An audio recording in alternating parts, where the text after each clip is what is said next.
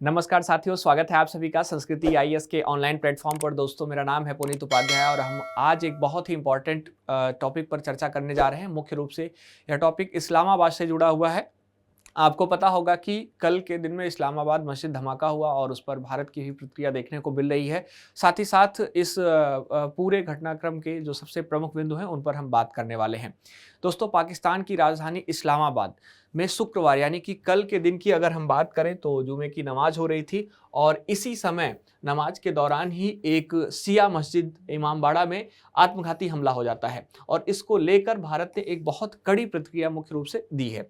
दोस्तों, भारतीय विदेश मंत्रालय ने देर रात बयान जारी कर हमले की निंदा करते हुए कहा कि इस घटना में भारत की जो संलिप्तता का पाकिस्तान का दावा है वह निराधार और निरर्थक है। अब आप मुख्य रूप से यहाँ पर जो आप देख रहे हैं कि पाकिस्तान के द्वारा एक दावा किया जा रहा है। इनके जो मुख्य रूप से पाकिस्तानी रक्षा मंत्री हैं, इन्होंने आरोप लगाया था कि यह हमला जो है किसके द्वारा कराया गया है, मुख्य रूप से भारत के द्वारा कराया गया है। ठीक है, तो यहाँ पर भारत का भी बयान आता है और पाकिस्तान खुद को धोखा दे रहा है, इस प्रकार का एक स्टेटमेंट आप यहाँ पर देख पा रहे होंगे। ठीक है, हमारे एक्सटर्नल अफेयर्स की तरफ से यह आता है। दोस्तों, इस्लामाबाद की मस्जिद में जो बम धमाका हुआ वह निंदनीय है और भारत इसमें हुए मौत पर जो है शोक जाहिर करता है। इस दुर्भाग्यपूर्ण घटना की बात करें तो पाकिस्तान अपनी सामाजिक जो समस्याएं हैं उनको गंभीरता से सुलझाने की बजाय अपने घरेलू बुराइयों के लिए दूसरे को दोष देकर खुद को धोखा देता हुआ नजर आ रहा है और भारत ऐसे किसी भी आरोप को खारिज करता है। ठीक है, तो मुख्य रूप से भारतीय विदेश मंत्रालय की तरफ से यह स्टेटमेंट आपको देखने को मिलता है। आप इसको अच्छे तरीके से यहाँ पर देख सकते हैं। यहाँ पर दोस्तों अगर हम बात करें तो पाकिस्तान के रक्षा मंत्री हैं ख्वाजा, इनका विशेष तौर पर ध्यान रखिएगा आप, ख्वाजा आसिफ के जो है एक दावे को मुख्य रूप से बिल्कुल जो है दरकिनार किया गया है और यहाँ पर जिसमें इन्होंने कहा था कि इस हमले में भारत और अफगानिस्तान मुख्य रूप से शामिल है। ठीक है, तो ध्यान रखिएगा, यहाँ पर यह एक आरोप लगाया जा रहा था भारत के ऊपर और बहुत सिस्टमेटिक तरीके से हमारा जो मंत्रालय है यह पाकिस्तान को बहुत अच्छे तरीके से सचेत भी किया और यह भी बताने का प्रयास किया कि आप खुद को ही धोखा दे रहे हैं। ठीक है, चलिए आगे बढ़ते हैं। धमाके में 31 लोगों की मौत हो गई है, लगभग 169 लोग घायल हैं। मरने वालों की संख्या लगातार बढ़ रही है और मुझे लगता है कि यह जो डेटा है यह भी बिल्कुल सिस्टमेटिक तरीके से ठीक ढंग से नहीं आ पा रहा है। दोस्तों, पाकिस्तानी एक अखबार है द डॉन, इसके मुताबिक अगर हम देखें तो यहाँ पर इसके मुताबिक 31 लोगों की मौत होने की जो घटना है वह देखने को मिल रही है, 169 लोगों की घायल होने की जो बात है वह सुनने को मिल रही है। हालांकि कई मीडिया रिपोर्ट्स की बात करें तो मृतकों की संख्या लगभग 69-70-100 तक भी बताई जा रही है। लेकिन अगर हम बात करें तो अभी तक जो यहाँ के ऑफिशियली डॉन अखबार के मुताबिक अगर जो आंकड़े की बात करें तो हमें कुछ इस प्रकार से यह नज़र आता है। दोस्तों, धमाका उस समय में हुआ है जब मस्जिद में बड़ी संख्या में लोग जुमे की नमाज के लिए इकट्ठा हुए थे। तो यहाँ पर आप ध्यान दे सकते हैं। पाकिस्तान के जो राष्ट्रपति हैं उनकी भी प्रतिक्रिया देखने को मिलती है आसिफ अली जरदारी की। तो इन्होंने हमले की कड़ी निंदा की और इन्होंने इंसानियत के खिलाफ इसको अपराध बताया है। साथ ही साथ इन्होंने कहा कि बेगुनाह लोगों को निशाना बनाना पूरी तरह से अमानवीय है और जरदारी ने घायलों के शीघ्र जो स्वास्थ्य लाभ है इसकी कामना की और अधिकारियों को निर्देश दिया कि उन्हें सर्वोत्तम चिकित्सा सुविधा भी उपलब्ध कराया जाए। दोस्तों, यहाँ पर अगला जो कई मंत्री हैं उनके भी जो बोल हैं वो सामने आते हैं कि आतंक देश का हौसला नहीं तोड़ सकता है। ठीक है, पार्लियामेंट अफेयर्स मंत्री डॉक्टर तारिक फजल का नाम मुख्य रूप से यहाँ पर देखने को मिलता है और इन्होंने सोशल मीडिया पर लिखा कि वे इस हमले की कड़ी निंदा करते हैं और मृतकों के परिवार के प्रति संवेदना व्यक्त करते हैं। साथ ही साथ ऐसी आतंकी घटनाएं देश और उसके लोगों का हौसला नहीं तोड़ सकते हैं। हमें एकजुट होकर शांति के लिए काम करना होगा और सुरक्षा एजेंसियों का समर्थन मुख्य रूप से करना होगा। यह वहाँ के जो मंत्री हैं उनके द्वारा यह बात कही जाती है। अब दोस्तों, अगर ऐसी घटना की बात करें तो यह कोई पहली घटना नहीं है पाकिस्तान के अंदर या इस्लामाबाद के अंदर। आप देखेंगे 3 महीने पहले भी एक बहुत बड़ा हमला हुआ था और इस्लामाबाद को मुख्य रूप से निशाना बनाया गया है।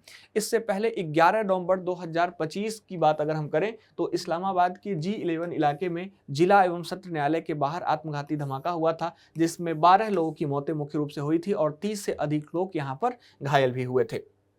दोस्तों, ग्लोबल टेररिज्म इंडेक्स की बात करें 2025 का जो इंडेक्स है इसमें पाकिस्तान दूसरा सबसे आतंक प्रभावित देश बन गया है।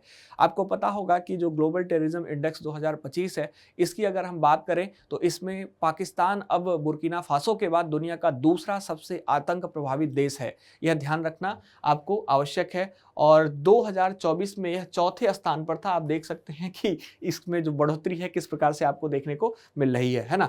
इसके अलावा 2025 में आप देखेंगे तो टीटीपी जो तहरीक-ए-तालिबानी पाकिस्तान है, इसके हमलों में आप देखेंगे 90% की जो वृद्धि है वह देखने को मिलती है।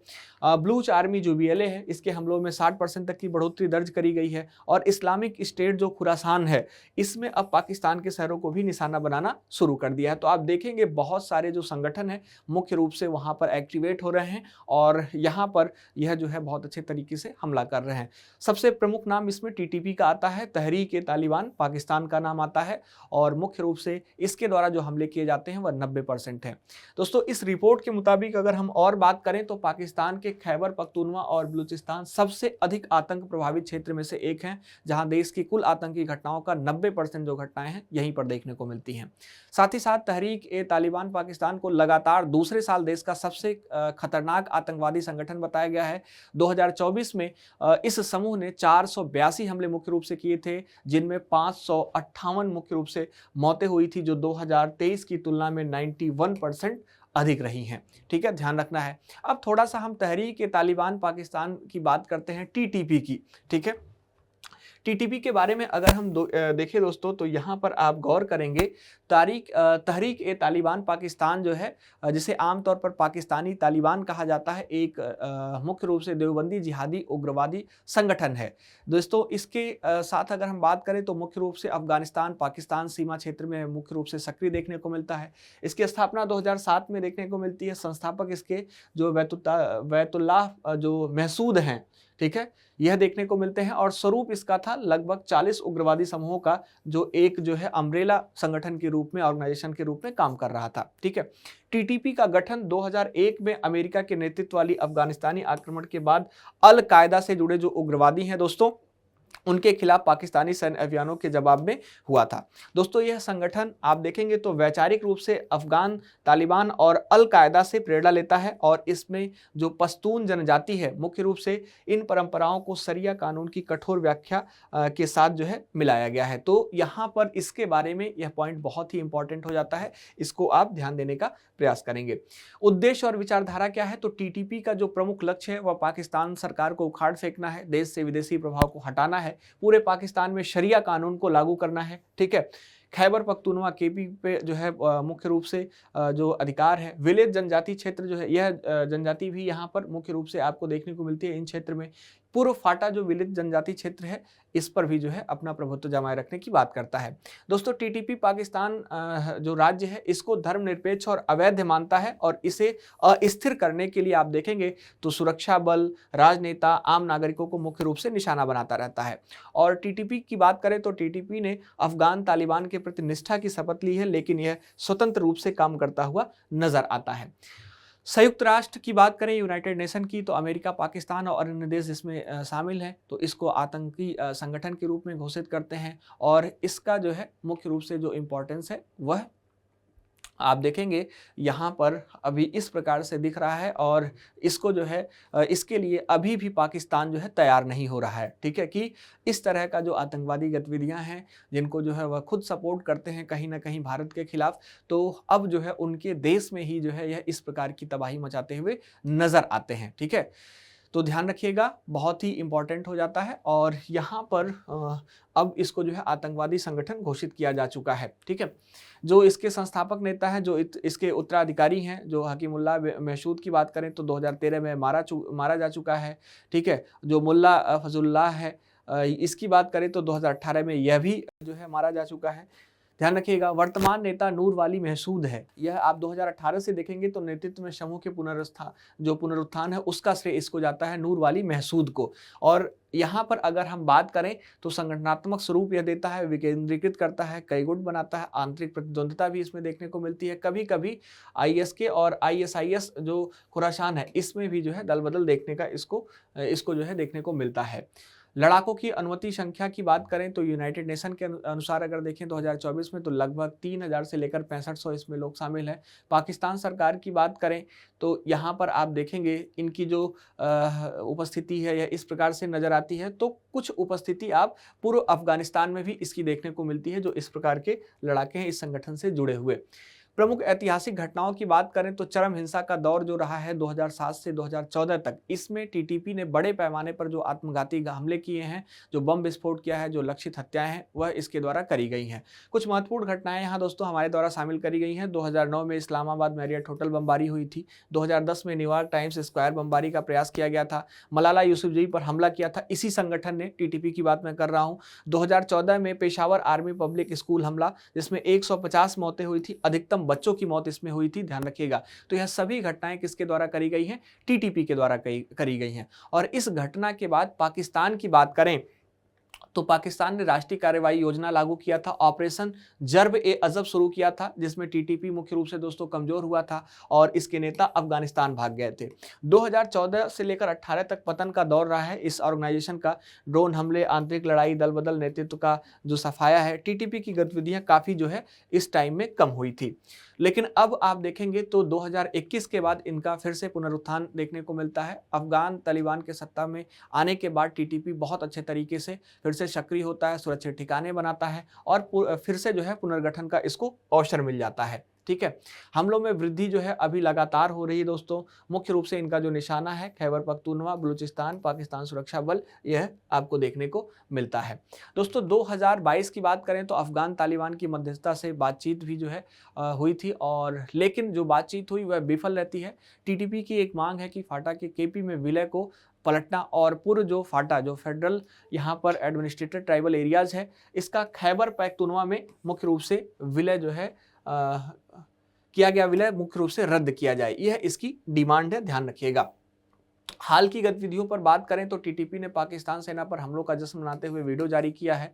ठीक है, और यहाँ पर जो है सैन्य नेतृत्व को खुली धमकी दी है। टीटीपी और पश्तून जो है तहफूज मूवमेंट है, इसके बीच कथित जो लॉजिस्टिक संबंध है वह मुख्य रूप से देखने को मिलता है। यह एक विवादित दावा है, ध्यान रखिएगा इसको। ब्लूच आर्मी बीएलए की भी बात करें दोस्तों तो यहाँ पर आप मैप में देख पा रहे होंगे जो ब्लूच आर्मी है, ये इसका जो एक्टिवेट क्षेत्र है। ब्लूच आर्मी की बात करें, जो बीएलए है दोस्तों, यह बलूचिस्तान लिबरेशन आर्मी सशस्त्र एक अलगाववादी संगठन है दोस्तों। और इसकी सक्रिय की बात करें तो जो मकरान तट है, जो क्वेटा है, मुख्य रूप से वहां पर आप देखेंगे तो यह जो है आपको एक्टिवेट देखने को मिलता है। ठीक है, क्वेटा पर, बलूचिस्तान पर मुख्य रूप से आपको एक्टिवेट देखने को मिलता है यह संगठन। दोस्तों इसका उद्देश्य क्या है? तो बीएलए का उद्देश्य जो है वह पाकिस्तान से अलग स्वतंत्र जो बलूचिस्तान है उसको बनाना है। बलूच जो संसाधन है जैसे गैस, खनिज, बंदरगाह, इस पर पाकिस्तान का नियंत्रण का जो विरोध है वह करता है। साथ ही साथ जो ग्वादर पोर्ट है सीपीईसी, मुख्य रूप से चीन पाक आर्थिक गलियारा, इन परियोजनाओं का भी यह विरोध करता है जो बलूच हैं। ठीक है, ध्यान रखना है, यह मुख्य रूप से यहाँ पर सक्रिय हैं। इनके हमले का जो तरीका है वो बीएलए अक्सर मुख्य रूप से आत्मघाती हमले करता है दोस्तों। आईईडी ब्लास्ट करता है, सुरक्षा बलों पर घात लगाकर हमला करता है, चीनी परियोजनाओं कर्मियों को निशाना बनाता है, इंफ्रास्ट्रक्चर, पाइपलाइन, रोड, कैंप पर मुख्य रूप से यह हमला करता है। ठीक है, तो ध्यान रखना है।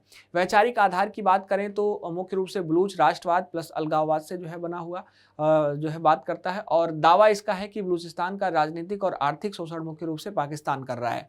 टीटीपी से अलग संगठन है, धार्मिक नहीं है, जाति राष्ट्रवादी विद्रोह जो है इसमें आपको नहीं देखने को मिलता है, तो आप ध्यान रखिएगा इसको। हाल की प्रवृत्ति की बात करें तो 2024-25 में आप देखेंगे तो बीएलए हमलों में लगभग 60% की वृद्धि हुई है। ग्लोबल टेररिज्म इंडेक्स 2025 के संदर्भ में इसने पाकिस्तान के सेना, पुलिस, चीनी इंजीनियर परियोजना और सरकारी प्रतिष्ठानों को मुख्य रूप से यहां पर टारगेट किया है। बीएलए को पाकिस्तान, चीन, अमेरिका और कई देशों ने आतंकवादी संगठन मुख्य रूप से घोषित किया है, ध्यान रखिएगा। इसके बाद यहां पर एक और संगठन है इस्लामिक स्टेट खुरासान, आईएसके। दोस्तों अगर हम इस्लामिक स्टेट खुरासान की बात करें तो इसकी स्थापना 2015 में होती है, अफगानिस्तान पाकिस्तान क्षेत्र में होती है। इसकी प्रकृति क्या है? तो सलाफी जिहादी आतंकवादी संगठन के रूप में यह देखने को मिलता है। सक्रिय क्षेत्र की बात करें तो पूर्वी अफगानिस्तान जो है वहां पर इसका सक्रिय क्षेत्र है, और पाकिस्तान के सीमावर्ती इलाकों में आप देखेंगे तो मुख्य रूप से यह देखने को मिलता है। हाल ही के वर्षों में पाकिस्तानी शहरों को यह भी जो है निशाना बनाता है। क्या उद्देश्य है इस संगठन का? तो आप देखेंगे खुरासान क्षेत्र में इस्लामिक खिलाफत स्थापित करना, तालिबानी पाकिस्तानी राज्य और पश्चिमी देशों का विरोध, और शिया, सूफियों और अल्पसंख्यकों को मुख्य रूप से निशाना बनाना। इनके हमलों का तरीका भी आप देखेंगे तो आत्मघाती हमले यह भी करते हैं, सामूहिक गोलीबारी करते हैं, उसके अलावा आईईडी विस्फोट भी करते हैं। साथ ही साथ जो हाई प्रोफाइल शहरी मामले हैं जिसमें मस्जिद, धार्मिक स्थल, भीड़ भाड़ वाले जो इलाके हैं उनको भी यह जो है टारगेट करते हैं। तालिबान से संबंध की बात करें तो कट्टर प्रतिद्वंदी हैं। अफगान तालिबान ने आप देखेंगे आईएसके के खिलाफ कई जो है सैन्य अभियान भी चलाए हैं। वैचारिक रूप से आप देखेंगे तो ज़्यादा उग्र और वैश्विक एजेंडा मुख्य रूप से देखने को इनका मिलता है। तो ध्यान रखिएगा यहाँ पर आईएसके के बारे में भी जो जितने भी इंपॉर्टेंट पॉइंट है। अब दोस्तों यहाँ पर एक क्वेश्चन डाला गया है, बहुत अच्छे तरीके से इसका आप आंसर करेंगे। ग्लोबल टेररिज्म इंडेक्स 2025 के अनुसार पाकिस्तान विश्व का कौन सा सबसे अधिक आतंक प्रभावित देश है? पहला, दूसरा, तीसरा या चौथा? हमने आपको बताया है, आप कमेंट बॉक्स में लिखकर बताएंगे बहुत अच्छे तरीके से इसका आंसर। तो दोस्तों आशा करता हूँ कि आपने बहुत अच्छे तरीके से यहाँ पर इस्लामिक स्टेट खुरासान, इसके अलावा अगर हम बात करें तो BLA बलूचिस्तान लिबरेशन आर्मी सशस्त्र एक जो अलगावादी संगठन है, इसके बारे में हमने चर्चा की। और साथ ही साथ सबसे प्रमुख रूप से अगर हम बात करें यहाँ पर तो आप देखेंगे यहाँ पर सबसे प्रमुख रूप से जो नेतृत्व संगठन और संरचना इसका है, इसके संदर्भ में हमने बहुत अच्छे तरीके से चर्चा किया है। जो मुख्य रूप से यहाँ पर हम बात कर रहे थे TTP की, इसके संदर्भ में, है ना। तो तहरीक तालिबानी पाकिस्तानी के द्वारा जो है यह हमला शायद किया गया है, इस प्रकार का जो है न्यूज़ आ रहा है। तो आप एक बार इसको समझने का प्रयास करेंगे। साथ ही साथ जितने भी इस प्रकार के आतंकवादी संगठन हैं, जो इस प्रकार के संगठन हैं जिनको जो है यूनाइटेड नेशन ने भी प्रतिबंधित कर रखा है, इनको उस श्रेणी में डाल रखा है, तो इसको आपको जानना आवश्यक है। क्योंकि आपके एग्जाम में आप देखेंगे इंटरनेशनल रिलेशन के संदर्भ से, साथ ही साथ आतंकवाद सीधे जुड़ा हुआ टॉपिक है, तो इसके जो है लिहाजे से बहुत ही इंपॉर्टेंट होता है। और आप इनके संदर्भ में अगर क्वेश्चन आता है तो आप इसको और भी अच्छे से लिख सकते हैं, इनको और भी एक्सप्लेन कर सकते हैं, बहुत अच्छे तरीके से आप बता सकते हैं कि यह जो है किस लिए काम कर रहे हैं संगठन और क्यों एक्टिवेट हैं, और इनके ऊपर जो प्रतिबंध लगाया गया है मुख्य रूप से इनको जो है कहाँ से सहयोग मिला, इन सभी बातों को जानना आपके लिए बेहद आवश्यक हो जाता है। तो इस लेक्चर के माध्यम से मुझे लगता है कि आपने इन सभी संगठनों के बारे में बहुत सिस्टमेटिक तरीके से देखने का, समझने का और जानने का प्रयास किया होगा। दोस्तों यह पूरे मामले का विश्लेषण रहा जो इस्लामाबाद मस्जिद धमाका था, और साथ ही साथ जितने भी आतंकवादी संगठन इसमें मुख्य रूप से शामिल होने की बात चल रही है उनका जो है चर्चा रहा। ठीक है, तो आशा करता हूं कि आप सभी चीज़ें समझ पाए होंगे। और फिर से दोस्तों एक बार मैं कहना चाहूँगा कि यह दुखद घटना है, किसी देश के लिए हो, चाहे वह पाकिस्तान के लिए हो, चाहे वह जो है किसी भी अन्य देश के लिए हो। जो सामान्य नागरिक हैं, जो बहुत ही एक बेसिक काम करने वाले व्यक्ति हैं, उनका मारा जाना बहुत ही दुखद घटना होता है किसी भी स्टेट के लिए। ठीक है, तो दोस्तों आज के लिए इतना ही, और आशा करता हूं कि आप लोग बहुत अच्छे तरीके से इस लेक्चर को समझ पाए होंगे। आपकी राय क्या है? पाकिस्तान इस प्रकार का जो रवैया अपना रहा है भारत के संदर्भ में, अपने यहाँ जो है चीज़ों को नहीं कनेक्ट कर रहा है, अपने यहाँ जो है बहुत सिस्टमेटिक तरीके से नहीं ध्यान दे पा रहा है, इसके संदर्भ में आप क्या सोचते हैं एक बार कमेंट बॉक्स में लिखकर बताएंगे, और साथ ही साथ इसका आंसर भी आप हमें लिखकर बताएंगे। चलिए आज के लिए इतना ही। थैंक यू सो मच, बहुत बहुत धन्यवाद आप सभी का हमारे इस सेशन से जुड़ने के लिए।